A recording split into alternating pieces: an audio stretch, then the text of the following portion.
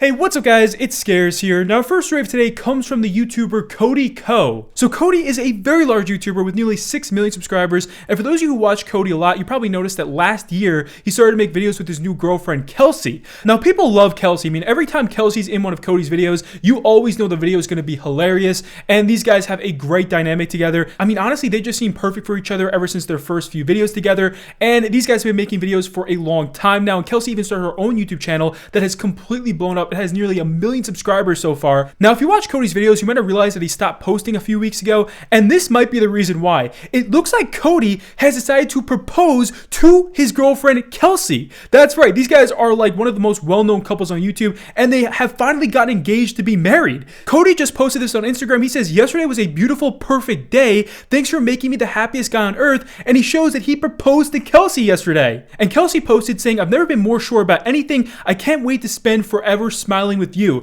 So these two are obviously madly in love right now. I mean, they posted even more pictures of their engagement, and both fans and creators are congratulating them on finally getting engaged.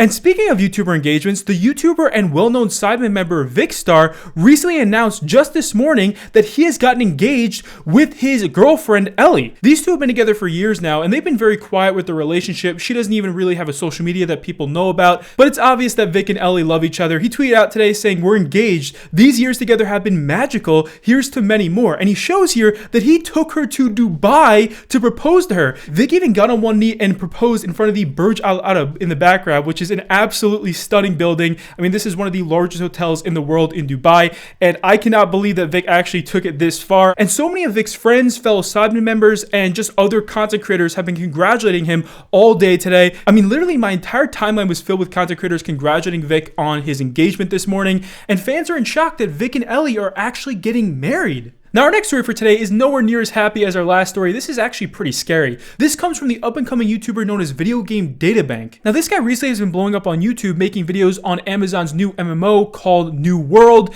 Now, I'm sure some of you guys have played this new MMO. It's very popular right now, and he's been making a lot of videos on this game. He's been talking about news on the game, and he's also been making videos on bugs that he's seen in the game.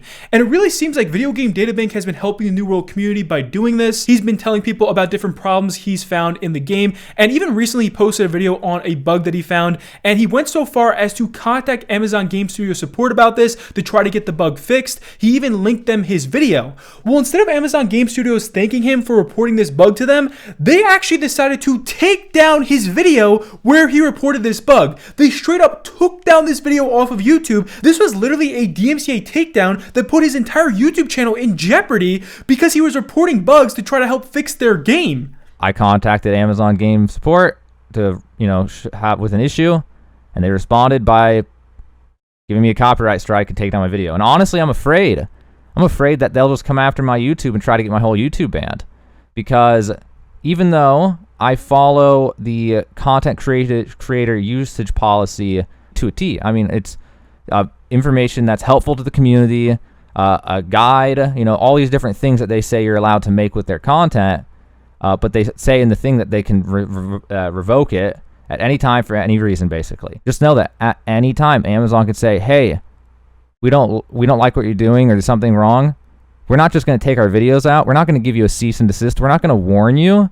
We're just going to ban your YouTube. We're going to deplatform you because we can." So at this point, Video Game Databank didn't know if he was going to get banned over just posting videos on this game. I mean, it didn't make any sense, and his entire livelihood was in jeopardy here just because he was trying to report a bug to Amazon Game Studios. It was absolutely insane, and this controversy got so big that it caught the eye of the huge streamer Asmongold. Now, when Asmongold saw what happened to Video Game Databank, he was shocked. He could not believe that this would happen to a YouTuber like this, and he was even afraid that his own videos might get taken down by Amazon too. If their strategy is going to be to ban people who post any bug, regardless of what the bug is, I will literally quit the game. I will literally quit the game and never play it again, period. And I think every other content creator, for the purpose of self-preservation, of being able to say and do what you want, should do the exact same thing. So obviously Asmongold was very upset about this, and he actually spoke to someone at Amazon that he knows, and he directly spoke to them about this situation. And Amazon claims here that this copyright takedown was a mistake on their part, and apparently they were just trying to flag down a gold selling ad on this video instead of the video itself. Just watch this. Well, turns out that Amazon actually reached out to me. I knew somebody there, and they reached out to me, and it turns out that it was a mistake. The reason why the DMCA went through was not towards the video, it was actually towards the gold selling ad that was put on the video through Google AdSense. So because the Google AdSense, I'm assuming, had put a gold selling ad on this person's video, the people at Amazon mistakenly DMCA'd the video and not the ad. So Amazon is in the process of reinstating his video. So Amazon is completely in the clear here. Obviously, DMCA strikes are very harmful for somebody's channel. And so I'm glad that we could bring awareness to the issue. So while Asmongold is saying that Amazon is in the clear on this, there are still a lot of people upset with Amazon. They're saying here that this does not excuse what they did. And people are saying that this is not some small mistake. I mean, Amazon really did take down his video. They gave him a copyright strike, put his channel in jeopardy. He thought he was going to lose his livelihood here.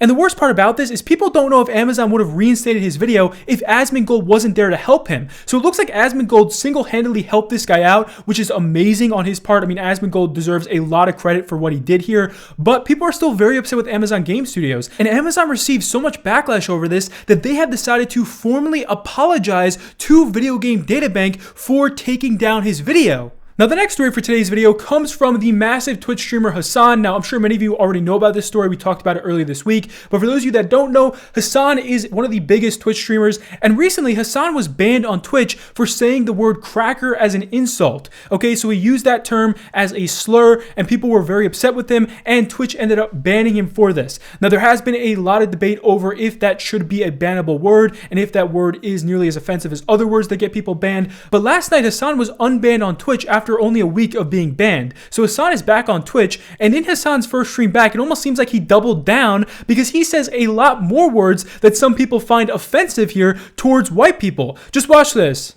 Hillbilly, hick, mayonnaise monkey, vanilla gorilla, and numerous other kinds of words, or honky, whitey, numerous other kinds of words, redneck. So clearly Hasan was not saying these words specifically as an insult to people. It doesn't sound like he was using them in a derogatory way. He just was saying the words, and he even apologized afterwards. But it really looks like Hasan is continuing to push this discourse with being able to use these words because he doesn't find them nearly as offensive as other words that would get you banned. Now, Keemstar jumped in on this, and he responded to Hasan saying all these words on his first stream back. He says, racism is racism no matter what race is being targeted. There has been no remorse for his words and actions. It's more than fair to call him racist at this point. When platforms make rules on racism, those rules protect every race, not just the ones you like. So Keemstar's tweet stirred up a big debate last night, and there were very mixed opinions on this. You had content creators like H3H3 defending Hasan and going after Keemstar on this. Even Eli Klein joined in. Now, Ethan also posted a response to Keemstar's tweet that was very controversial. He responded to Keemstar's tweet saying that being white isn't a race.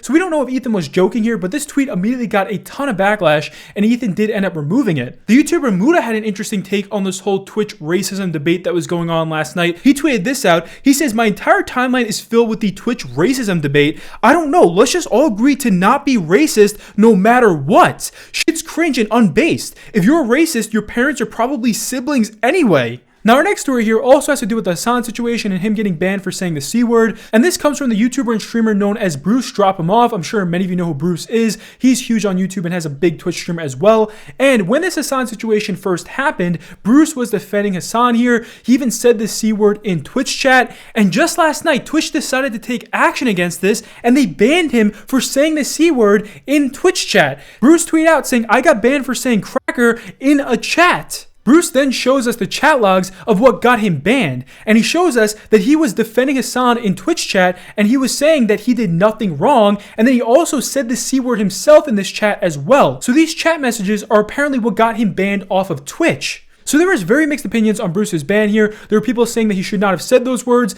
and that he should have known that he would have gotten banned for saying that. But there were also a lot of creators and viewers that were supporting him, saying that he should not be banned. And there was even a hashtag started to try to get Bruce unbanned on Twitch. It was hashtag #FreeDio.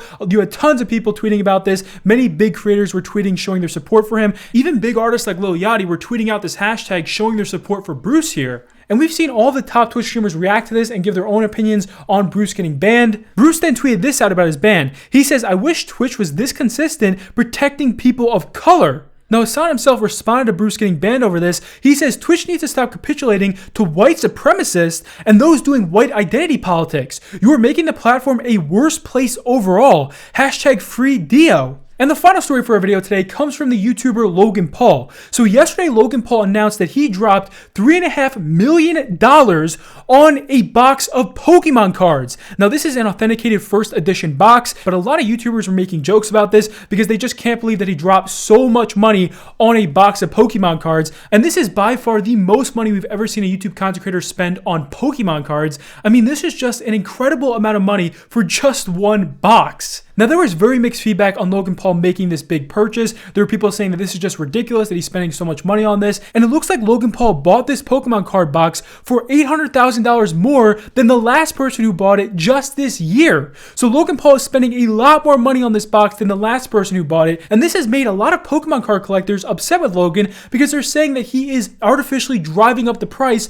of Pokemon cards with making such big purchases because he has all this money to throw around. I mean, keep in mind, the Paul brothers are absolutely loaded right now from their boxing matches. These guys have millions and millions of dollars to just throw around, and because Logan is spending so much money on these Pokemon cards, it's actually driving up the prices of rare Pokemon cards right now.